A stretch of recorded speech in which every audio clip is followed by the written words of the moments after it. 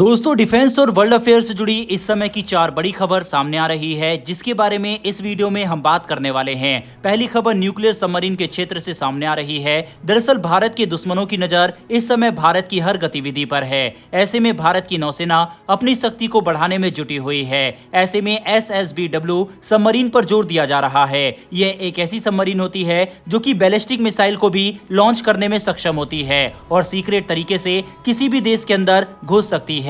और अब इसी सबमरीन को लेकर एक बड़ी खबर सामने आ रही है। दरअसल भारत ने अपनी दूसरी SSBW INS अरिघट सबमरीन को कमीशन करने की तैयारी पूरी कर ली है। इस सबमरीन को इसी साल कमीशन करने की तैयारी थी, लेकिन अब कुछ ही महीनों में इसे कमीशन कर दिया जाएगा। बता दें कि साल 2017 में इस सबमरीन को लॉन्च किया गया था। इस सबमरीन की बात करें तो ये 111.6 मीटर लंबी है। इसके साथ ही इसका वजन 6000 टन का है। रूस के सपोर्ट से इस सबमरीन को तैयार किया गया है और इसमें एक ऐसा रिएक्टर लगाया गया है जो पानी में इसकी स्पीड को काफी बढ़ाता है। बता दें कि साल 1984 में सबमरीन प्रोजेक्ट पर काम शुरू हुआ। इसके बाद साल 1998 में करगिल युद्ध से पहले INS अरिहंत का काम शुरू कर दिया गया था और करगिल युद्ध के 10 साल पूरा होने पर साल 2009 में इसे तत्कालीन प्रधानमंत्री मनमोहन सिंह की पत्नी ने लॉन्च किया था। L&T कंपनी ने इसकी पटवार बनाई थी। इसके अलावा टाटा कंपनी के द्वारा इसके कंट्रोल को तैयार किया गया था। साथ ही इसके रिएक्टर को रूस के साथ बनाया गया था और ऐसे ही INS सबमरीन का सिलसिला शुरू हुआ था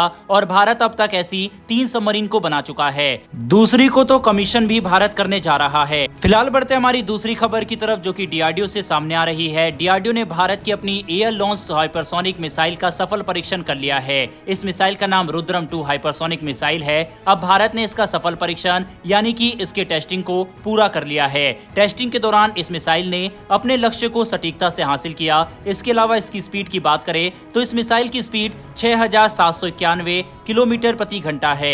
इस मिसाइल की रेंज 300 किलोमीटर है, जो कि दुश्मन के खिलाफ एंटी रेडिएशन वॉरफेयर के लिए इस्तेमाल की जाती है। इसे रूस के द्वारा बनाए गए S-400 मिसाइल सिस्टम से भी लॉन्च किया जा सकता है। मिसाइल की बात करें तो ये दुश्मन के कई एसेट को खत्म कर सकता है, जिसमें मिलिट्री इंस्टॉलेशन, बंकर, रनवे, गोला बारूद, गोदाम, नेवल बेस आदि शामिल है। रूस की KS-31 मिसाइल से इसकी तुलना की जाती है, लेकिन भारत के मिसाइल की बात करें तो ये DRDO द्वारा तैयार की गई है। DRDO के इस परीक्षण के लिए कमेंट बॉक्स में एक जय हिंद जरूर लिखिएगा। फिलहाल बढ़ते हमारी तीसरी खबर की तरफ, जो कि भारत के तेजस विमान से जुड़ी हुई है। दरअसल आपको बता दें कि हिंदुस्तान एरोनॉटिक्स लिमिटेड के डायरेक्टर ने कहा था साल 2001 में पहली बार तेजस बनाया गया था। इसके बाद भारत को 18 तेजस विमान बनाने में 14 साल का समय लग गया। इसके अलावा जब तेजस का अपग्रेडेड वर्जन मार्क 2 आया तो उसे भी तैयार करने में 10 साल लग गए।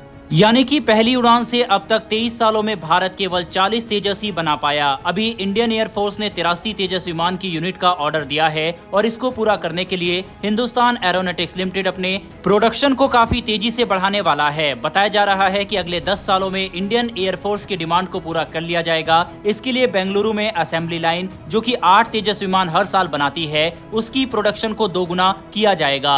इसके अलावा नासिक में मौजूद यूनिट में 8 तेजस हर साल बनाए जाते हैं, उसको 12 तक ले जाने की बात कही जा रही है। इंडियन एयरफोर्स के 80 तेजस विमान के ऑर्डर को अगले 10 सालों में पूरा करने का टारगेट है। हिंदुस्तान एरोनॉटिक्स लिमिटेड का कहना है कि अगर जरूरत पड़ेगी तो प्राइवेट कंपनी को भी इसमें इन्वॉल्व किया जाएगा। वहीं तेजस मार्क 2 के ऑर्डर को भी पूरा करने की तैयारी है। हर साल तेजस के इस अपग्रेडेड वर्जन के 30 यूनिट को तैयार किया जाएगा। देखा जाए तो ये काफी कमाल की बात है कि जहां 14 सालों में भारत केवल 18 तेजस विमान बनाने में ही सफल रहा था, अब भारत अगले 10 सालों में अपने 80 फाइटर विमान की जो उसकी रिक्वायरमेंट है उसको पूरा कर लेगा। बहरहाल बढ़ते हमारी आज की अंतिम खबर, जो कि इजराइल और हमास के युद्ध से जुड़ी हुई है। दरअसल सोशल मीडिया पर पिछले दिनों से all eyes on Rafah trend कर रहा है। अब इसका जवाब इजराइल की तरफ से दिया गया है। दरअसल आपको बता दें कि दुनिया भर के कई सेलिब्रिटीज के द्वारा all eyes on Rafah trend को लेकर पोस्ट किया गया। बॉलीवुड के भी कई सेलिब्रिटीज, जिसमें करीना कपूर खान, सोनम कपूर, स्वरा भास्कर जैसे कई सेलिब्रिटीज ने इसके समर्थन में सोशल मीडिया पर पोस्ट किया। इसके अलावा भी कई पब्लिक फिगर्स के द्वारा